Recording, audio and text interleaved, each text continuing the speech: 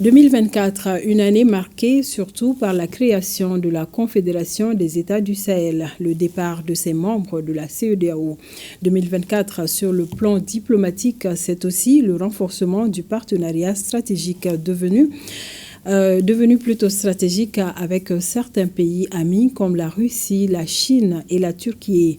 Retour sur une année de diplomatie avec Yaya Konaté. 2024, une année où le Mali diplomatique aura brillé de mille feux sur la scène internationale. Nous sommes le 6 juillet 2024, les chefs d'État du Burkina Faso, du Mali et du Niger réunis à Niamey décident de la création de la Confédération des États du Sahel, AES.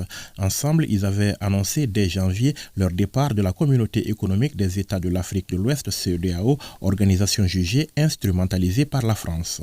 La signature du traité instituant la Confédération, une volonté ferme de réaffirmation de la souveraineté des trois États qui ont décidé alors d'avancer résolument d'une architecture de défense commune vers un véritable espace d'intégration sous-régional. Et c'est le Mali qui aura l'honneur de diriger les premiers pas de la nouvelle confédération. L'AES que nous sommes en train de mettre en place est d'abord et avant tout l'AES des peuples.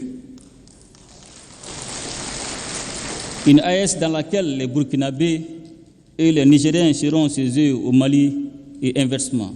La Confédération des États du Sahel, AES, une vision portée par les trois chefs d'État qui vise à terme la constitution d'une fédération, une volonté d'aller de l'avant en rompant avec l'ordre ancien. Et le dernier communiqué en date du Collège des chefs d'État lève tout équivoque sur la rupture consommée avec la CEDEAO. En réitérant le caractère irréversible et immédiat du retrait des pays de l'AES de la CEDEAO.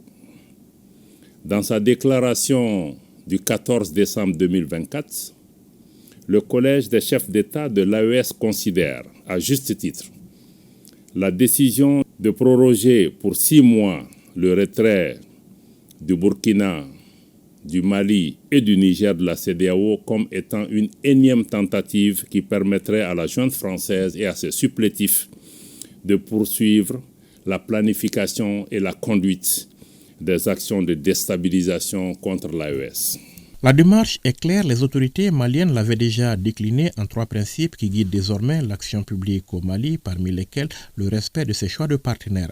Bamako décide donc de cheminer avec les pays qui respectent sa souveraineté. Du 4 au 6 septembre 2024, le président de la transition est en visite en Chine dans le cadre de la 9e édition du Forum de coopération entre l'Empire du Milieu et le continent africain. Une occasion pour les deux pays de raffermir des relations de coopération vieilles de plus de 60 ans, relations basées sur une vision et des principes partagés. Bamako et Beijing décident à l'occasion d'élever leurs relations de partenariat à un niveau stratégique. La Chine annonce l'octroi au Mali d'un don sans contrepartie de 22 milliards de francs CFA et des projets concrets sont mis en route. Parmi eux, la relance de la construction de la nouvelle Assemblée nationale ou encore celle d'un centre de traitement pour diabétiques. À l'heure du bilan, le chef de l'État s'est montré satisfait. Nous partageons un certain nombre de principes et de valeurs avec la Chine, notamment le respect de la souveraineté de nos États, la prise en compte des étreintes de nos peuples et surtout la non-ingérence dans les affaires intérieures. Donc cela nous a permis de continuer à discuter et nous allons toujours voir toutes les possibilités qui peuvent nous permettre d'avancer dans ces partenariats stratégiques. La Chine, deuxième pays hors du continent africain à recevoir le président de la transition. On se rappelle que le chef de l'État avait pris part en juillet 2023 au sommet Russie-Afrique à Saint-Pétersbourg en Fédération de Russie. Les présidents Assimi Goïta et Vladimir Poutine avaient décidé alors d'élever les relations économiques qui unissent les deux pays au niveau des excellentes relations politiques. C'est ainsi qu'en 2024, l'axe Bamako-Moscou n'a cessé de se consolider à travers des échanges de délégations. En témoigne la visite au Mali du vice-premier ministre de Russie ainsi que celle d'une délégation du géant russe du nucléaire, la société Rosatom, pour ne citer que cela. D'autre part, on notera la participation du Mali à la première conférence ministérielle du Forum de partenariat Russie-Afrique tenue à Sochi, mais aussi le séjour en Russie de la délégation de haut niveau conduite par le ministre de l'économie et des finances en septembre dernier.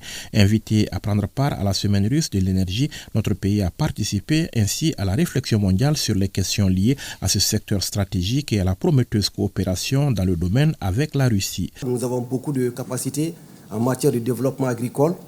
Donc aujourd'hui, nous avons besoin de beaucoup d'énergie, comme tous les autres pays, pour pouvoir transformer les produits agricoles et créer une industrie de transformation qui va permettre de changer structurellement notre économie. Donc les sociétés avec lesquelles nous sommes en train de faire les transactions en matière de lithium, notamment la Fédération de Russie qui est un partenaire stratégique, parce que le président de la transition a bien voulu sérier les produits miniers, les produits comme l'uranium, le gaz, le lithium sont considérés comme des produits stratégiques aujourd'hui et nous voulons faire des affaires avec des pays qui sont des pays amis dont la coopération est élevée à un niveau stratégique comme la Fédération de Russie. La visite de la délégation malienne de haut niveau en Fédération de Russie a été l'occasion de faire le point de l'état d'avancement de la douzaine de mémorandums d'entente qui unissent les deux parties dans différents domaines de coopération avec la volonté de raffermir les relations partenariales et d'accélérer la mise en œuvre de projets structurants. Sujet d'ailleurs évoqué aussi lors de la réunion ministérielle de Sochi. Il y a des engagements qui ont été réitérés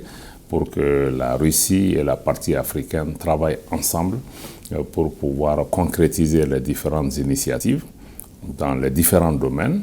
Nous, particulièrement au Mali, comme je l'ai indiqué, nous sommes intéressés par la continuation, la mise en œuvre des projets dans le domaine économique et commercial, dans le domaine de l'énergie, mais également dans le domaine des infrastructures, dans le domaine des transports, dans le domaine des télécommunications, y compris les télécommunications par satellite, et naturellement dans celui de la sécurité. En matière de renforcement du partenariat stratégique avec les pays amis, on retiendra également l'approfondissement des relations d'amitié et de coopération avec d'autres pays comme la République de Turquie ou encore le renforcement de la coopération sud-sud avec des résultats encourageants. Le Mali qui chemine avec ses alliés mais qui assène aussi ses vérités face à ses détracteurs. Le cadre tout trouvé, c'est bien évidemment la tribune des Nations Unies d'où notre pays s'adresse désormais au monde dans un discours clair, limpide mais surtout décomplexé.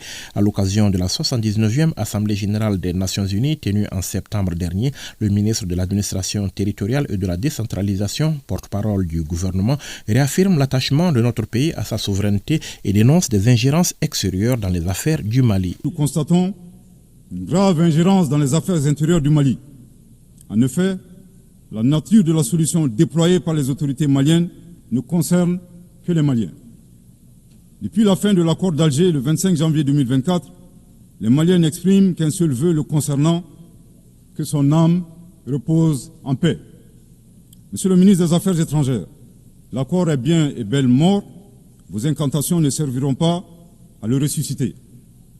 Vous me donnez l'occasion d'une part de vous réitérer que nul ne peut aimer le Mali plus que les Maliens, et d'autre part de vous rappeler que le Mali et son peuple ne seront pas des spectateurs face aux assauts et l'adversité. Pour chaque balle tirée contre nous, nous réagirons par réciprocité. Pour chaque mot employé de travers, nous réagirons par réciprocité. À bon entendeur, tant pis. Le Mali sur la scène internationale en 2024, c'est aussi la participation de notre pays à d'autres grands rendez-vous internationaux. La COP 29 tenue en novembre dernier en Azerbaïdjan, la COP 16 sur la biodiversité qui a eu lieu fin octobre à Cali en Colombie, ou encore celle sur la désertification organisée début décembre à Riyad en Arabie Saoudite, autant de tribunes où notre pays a donné de la voix.